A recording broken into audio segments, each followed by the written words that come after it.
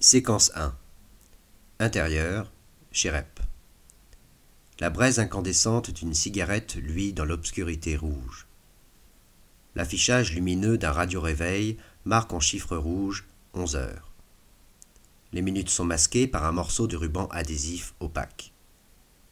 Le radio-réveil est réglé entre deux stations radio et diffuse le souffle d'un bruit blanc.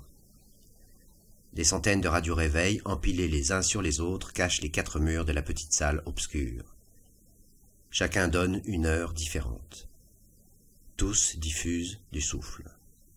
Toutes les minutes sont cachées. Éclairé par la lumière des horloges, Rep fume. Assis, le regard perdu, il attend. À ses pieds, un tapis de mégots puant lui arrive aux chevilles. Glitch Publishing présente Plus que réel.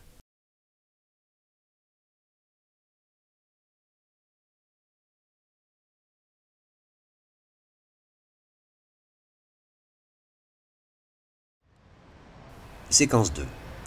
Extérieur jour, pont ferroviaire Paris. Un pont jeté au-dessus de dizaines de voies de chemin de fer, personne. Un vieux scooter bricolé se gare le long du trottoir.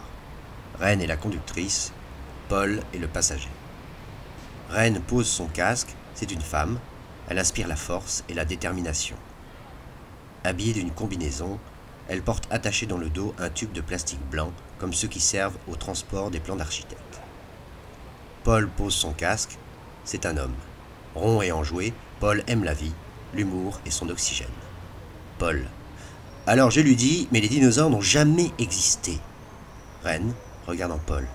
À qui? À Steven Spielberg? Paul. Bah oui, à qui d'autre? Reine. Et qu'est-ce qu'il a dit? Paul. How the fuck you are? Reine éclate de rire. Mais qu'est-ce que t'espérais? Paul sort son iPhone et commence à prendre des photos des environs avec. Paul. Je ne sais pas, une réaction, un déclic, un clin d'œil? Paul regarde Reine équilibrer le tube blanc sur son dos. Paul surpris. Tu prends ton sabre? Reine. Tu fais bien des photos? Paul. Pour un train? Reine. Suivons la procédure, tu veux bien? Paul. J'ai l'instinct pour ces trucs-là, et je peux t'assurer qu'il n'y a pas d'invisible qui s'intéresse à toi, petit papillon. Reine prend un sac de voyage dans le coffre du scooter, puis sort une enveloppe craft et consulte son contenu. Reine. C'est au milieu, la 7e voie. Ils se mettent en marche vers le centre du pont. Tout en marchant, Paul continue de jouer avec son iPhone et prend cliché sur cliché. Paul. Comment vont les petits?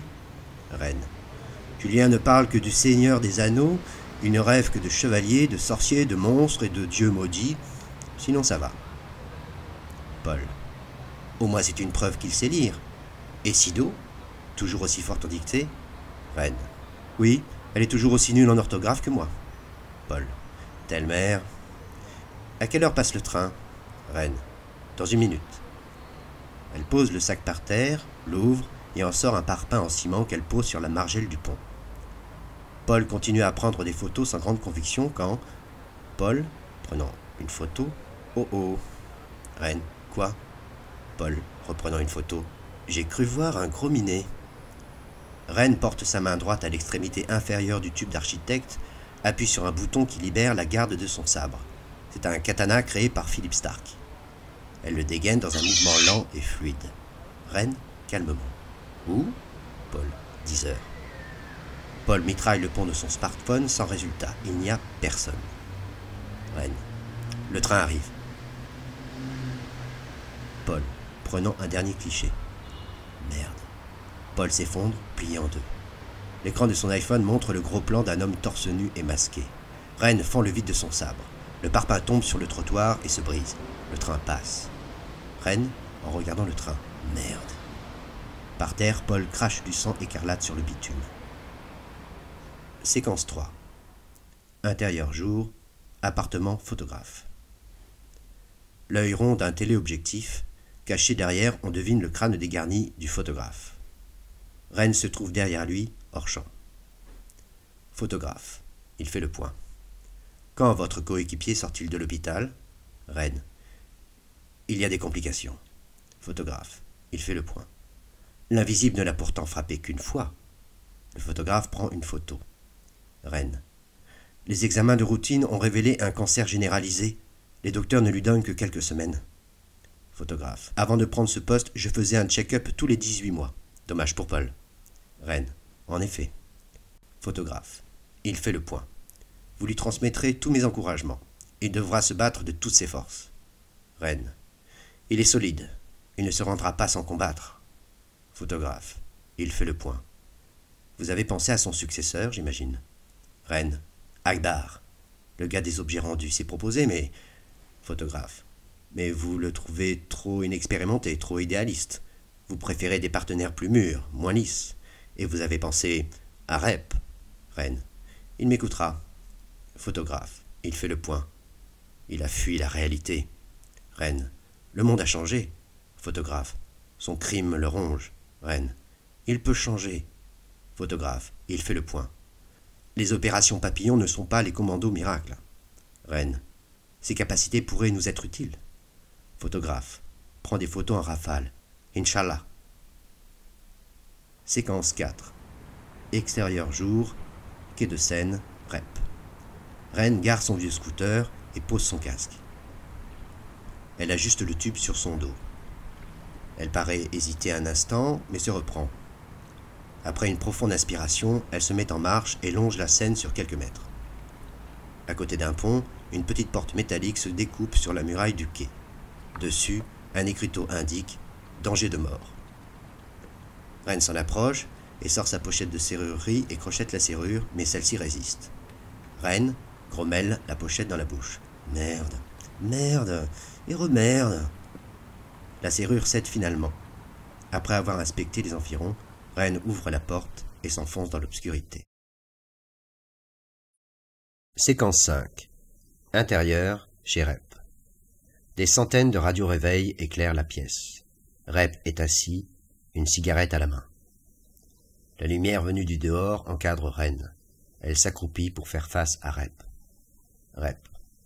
Je ne viendrai pas sans une bonne raison. Reine.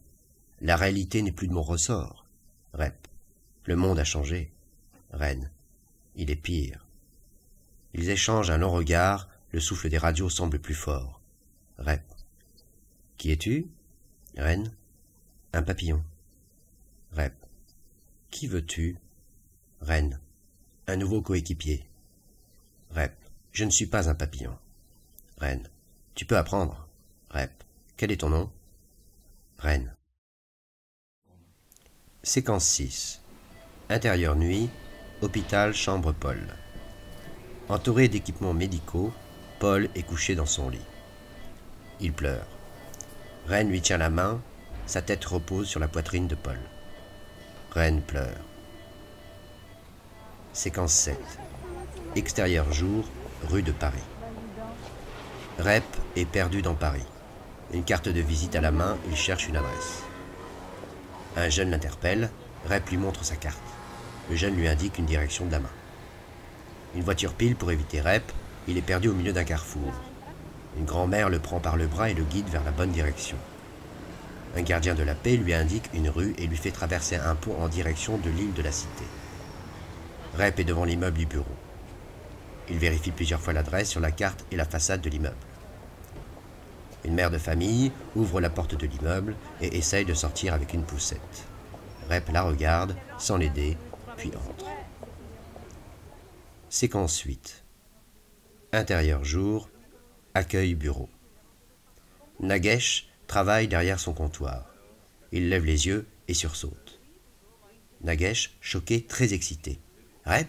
Monsieur Rep? Vous êtes Monsieur Rep? Formidable! Quelle tristesse pour Monsieur Paul. Mais faire équipe avec Madame Reine? Un jour peut-être. Je fais la formation, vous savez, les gens, les sciences, les arts, la philosophie même. Monsieur Rep, ici, avec moi qui me parle, vous êtes exactement comme je l'imaginais.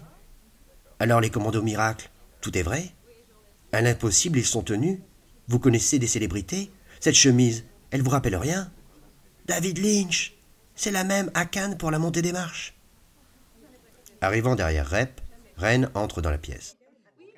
Ah, Rep, parfait. Je vois que tu as déjà fait la connaissance de Ganesh, qui va se taire et nous laisser passer.